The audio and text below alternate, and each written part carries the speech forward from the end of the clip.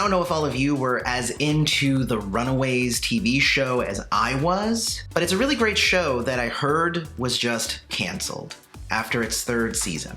And I have some theories as to why.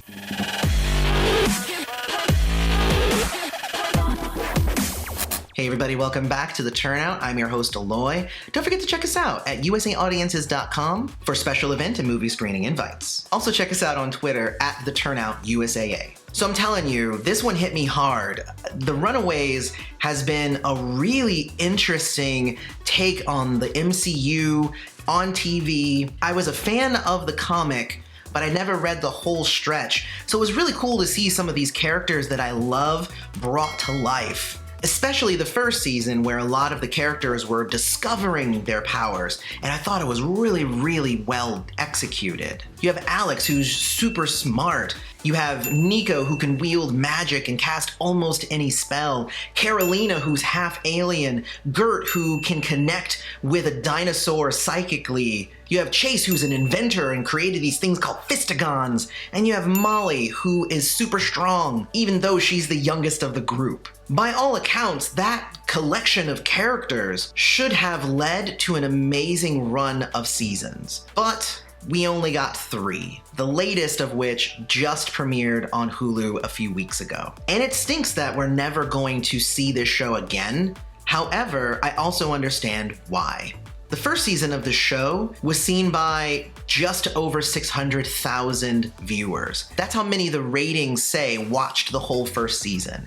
That is not a lot of people. 2nd season was a little bit better and was over 800,000. But even though that was a 30% jump in its viewership, that's below half of the lowest rated Netflix MCU show, Iron Fist. So that should tell you something about the reasoning why the show was canceled.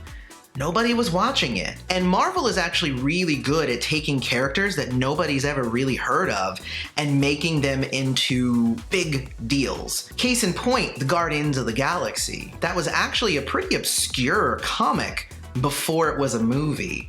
Now, you can't get away from Guardians of the Galaxy. But with the Runaways, it was slightly different. They didn't have the harder edge of the Netflix shows as a selling point. They didn't have the continuity with the MCU either, because most of the shows in the TV universe don't sync up with the movie universe. For instance, the last season of Marvel's Agents of S.H.I.E.L.D. ignored the snap entirely. But beyond the ratings, I honestly feel like the writers of the show, as good as the acting was, and I feel like the choices and everything were really good, they didn't know where to take this show.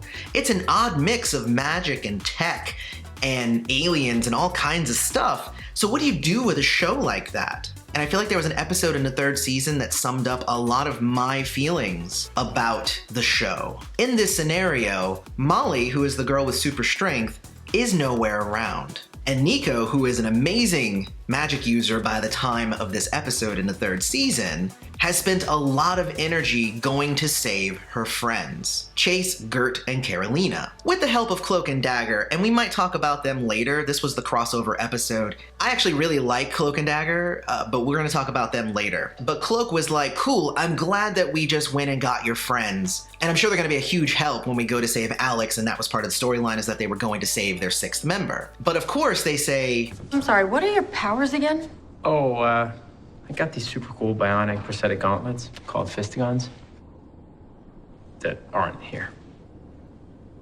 I am psychically linked to a dinosaur who is also not here. Cool. Cool. At least one of you guys has some firepower. Extraterrestrial abilities don't work in here, so Karolina's Powerless, as usual. the problem with the Runaways was that they had all of these characters with so much potential and they were all very different. But I don't know if it was possibly a budgeting issue or if the writers just couldn't find a way to fit it into the stories. But the majority of the time, these characters with this varied and unique collection of powers did not use their powers. Old Lace the dinosaur was there kind of to cuddle up on people.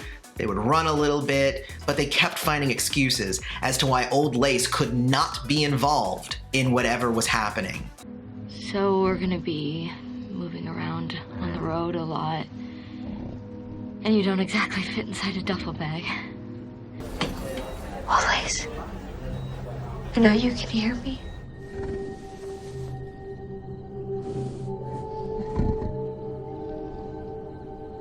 I didn't want to leave you behind. Please believe me. You're such a good girl. We gave her powers that we've hardly begun to explore. What can she do? Wait. And if that's the case, then why is Gert there? If you really didn't have a use for that character, it probably would have been better to leave them out. And I'm sure a bunch of fans of the Runaways would be like, but where's Gert? She's our favorite. But at the same time, she was there and underutilized. And honestly, I feel like most of the characters were underutilized. The reason for that is I think that there were too many characters. Not only were there 6 main characters, but most of them had 2 parents that were also main characters on the show.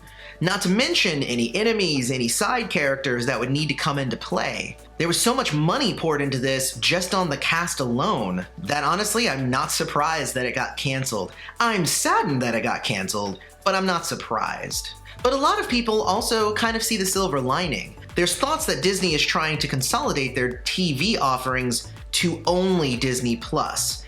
By canceling the Runaways, that doesn't mean that the Runaways might not possibly pop back up on Disney Plus instead of Hulu. Even though it's weird because Hulu is owned by Disney, but whatever. But the fact that it's being canceled off of Hulu, very similar to when the Netflix MCU series were canceled as well, there's the possibility that there's an overlying strategy here of bringing the Runaways more into the MCU and making them a real thing on Disney Plus. One day, I guess we'll see what happens. But again, it's sad to see it go. I did enjoy my time with the Runaways, even though it was, a little off balance here and there. There were some really great character moments and storytelling. So if you haven't checked it out, definitely do that. Otherwise, I want to talk about the Runaways with you down in the comments. Tell me your favorite character. Tell me your favorite episode. Let's talk about why you think it got canceled besides the stats. And if you want to see how I ranked all the MCU Netflix shows, you can hit that link right up there and check that out. That was a really fun video. Otherwise, I've been your host, Aloy. This has been The Turnout. Thanks for showing up.